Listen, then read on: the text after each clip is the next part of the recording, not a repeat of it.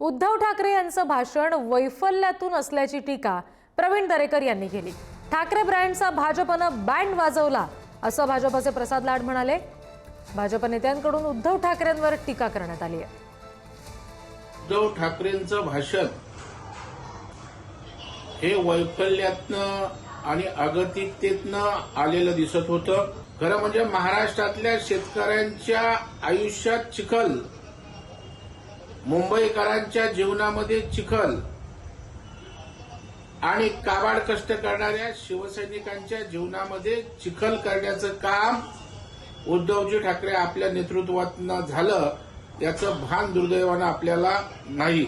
ज्या राज ठाकरेंबद्दल सातत्याने अपमान आणि टीका केली ते उद्धव ठाकरे आज राज ठाकरेच्या शिवतीर्थावर जाऊन त्यांचे उंबरठे झिजवत आहेत। आदित्य ठाकरेंनी कोण राज ठाकरे कोण बनसे यांच्याकडे एक नगरसेवक नाही अशा प्रकारची भाषा केली, वेळोवेळी राज ठाकरेंचा अपमान केला।